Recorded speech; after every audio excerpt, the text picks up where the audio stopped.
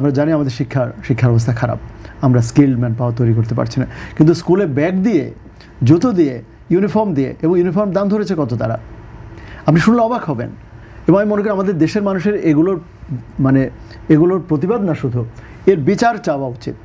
4,000 টাকা, যেখানে আমি 200 টাকায় জামা কিনে দেব, 200 টাকায় এই রাস্তা থেকে আমি ট্রাউজার কিনে আমি স্কুলে যাব, সেখানে 4,000 টাকা জনগণের টাকায় তিনি প্ল্যান করেছেন যে প্রত্যেক কোটি কোটি বাচ্চাকে উনি ইউনিফর্ম দেবেন। এটা ওনার টাকা।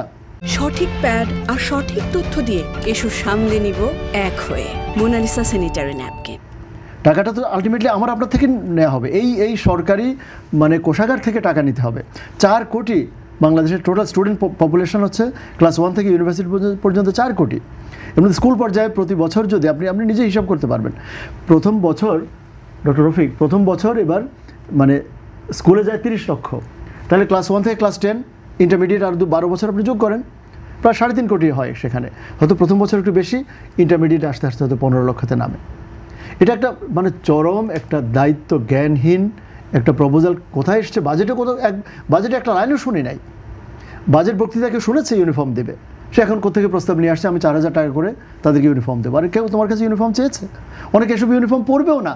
এটা কি হবে? আমাদের যে নর্থ সাউথে আমরা করি না, আমরা যখন কনভোকেশনে যে গাউনটা বানাই, আমরা যে টাকা খরচ সবাই আসতে কয়েকটা ছবি নেওয়ার পর এটা ডাস্টবিনে ফেলে দেয়। আমি নর্থ সাউথের একজন ডিন হিসাবে বলছি, আপনি আপনার স্টুডেন্টদের বন্ধুবান্ধবদের জিজ্ঞেস করবেন, এত বাজে কোয়ালিটি, আপনি এটা গায়ে দেওয়ার পর আপনি গরমে সিদ্ধ হয়ে যাবেন। সরকার ওরকম কিছু একটা পাবে, হয়তো সিনথেটিক, হয়তো একটা পরার মতো করে। আপনি বেস্ট ওয়ে হচ্ছে ইকোনমিক্স বলে যে আমার খাবারটা আমাকে চুজ করতে দেন, আমার কাপড়, এটা ভেরি ইন্টিমেট। অনেক দেখা যাবে বাচ্চাদের ফিট হবে না, আপনি সাপ্লায়ার কে কার থেকে মাপ নেবে, এগুলো করা হয় যখন দুর্ভিক্ষ থাকে। তখন লঙ্গরখানার সিস্টেম হলো যে কোথাও আপনি রান্নার অবস্থা নাই, বন্যা, মানুষের ঘর বাড়ি থেকে মানুষ বিতাড়িত হয়েছে, তখন আপনি ক্যাম্প করবেন। বাংলাদেশে কি দুর্ভিক্ষ চলছে এখন?